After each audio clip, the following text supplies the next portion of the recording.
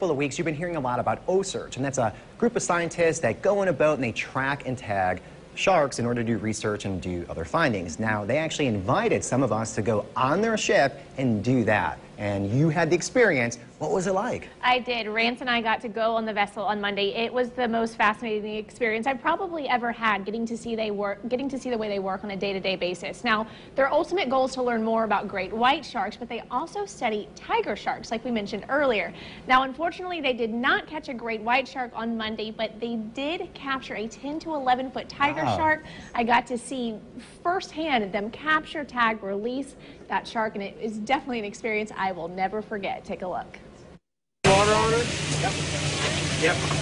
That was a beautiful male, maybe 9 to 10 foot tiger shark. Not oftentimes you see them where they're so beautiful and white and all barred up like that. And great for our ongoing tiger shark project. Meet AB, the biggest shark that the OCEARCH crew has caught so far on their Expedition Jacks. We named the shark AB after the brother of our engineer that we picked up in Australia. He really helped us for the last year working over there, and he died while we were on our last trip. And so Mark had to leave. It was very sudden, very emotional. Fellow reporter Rance and I were fortunate to witness AB being tagged Monday afternoon by the crew and a group of scientists. Tests were done, including taking blood. He was tagged and released all within 15 minutes. Well, you got to look at the white shark and the tiger shark as like the lion of the ocean in their respective waters. And the tiger shark typically you find in warmer waters, and then the white shark in cooler waters. They're both that apex predator, keeps the second tier of the food chain in check so it doesn't wipe out the food chain below them. Founding chairman and expedition leader Chris Fisher says the ultimate goal of the trip is to tag a great white shark, but that tagging tiger sharks like AB is just as important. Understanding how to manage them toward abundance is how we manage our fish toward abundance for our kids. So it's such a unique opportunity to have the ship and create access to these animals for all of the science to occur simultaneously. Each visitor benefited in their own way from spending the day with the crew, including Spencer Stewart with SharkCon out of Tampa.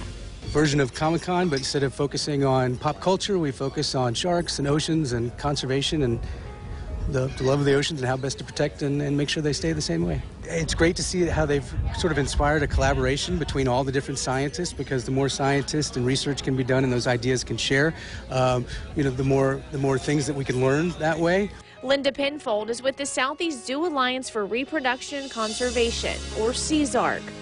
Coming up with OCEARCH today provided a great opportunity to see how they operate and how they handle the sharks. We're hoping to be doing something similar with the sand tiger sharks later on this summer. So having the ability to see how they do things with the great whites is just a fantastic experience and will allow us to really do the very best with our sand tiger sharks. And maybe one of the most interesting guests was the Twitter voice of Mary Lee, the nearly 3,500-pound great white shark tagged off the coast of Cape Cod in 2012. The big thing everybody wants to know is, where is Mary Lee? And of course, OCEARCH has the global shark tracker, which allows us to follow Mary Lee's movements. But I tweet anytime she pings, which is when she comes to the surface and connects to the satellite, so that people can see where she's at and which direction she's traveling. Tweeting to more than 91,000 Twitter followers is a job in itself. But Jim Ware is also a journalist for Star News in Wilmington, North Carolina, where Mary Lee has visited several times. Just meeting all the people who sincerely care about sharks and care about the science behind that and care about this shark so much. They totally say they love Mary Lee. They invite her to come swim with them at the beach. Seeing a shark that's classified as an apex predator be caught, tagged, and released is a once-in-a-lifetime experience.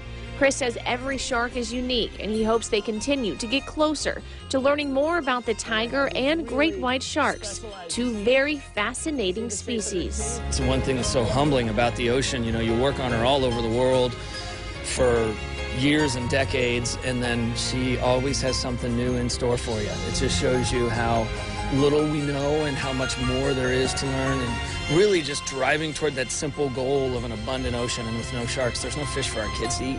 I'm Elizabeth Campbell for River City Live.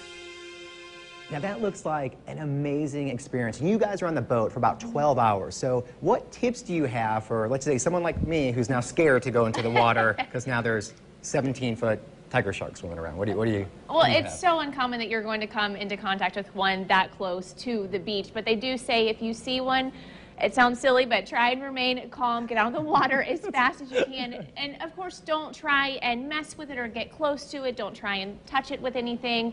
And they, of course, say to avoid wearing sparkly colors or bright colors, anything that could attract their eye when you are in the water. Got now, it. As Good for, points. Yes. As for OCEARCH, their expedition here in Jacksonville is going to end this Saturday. And as for their next one, it won't be for another few months. And remember, you can follow all of these sharks, including the ones they tagged here in Jacksonville, on OCEARCH.org.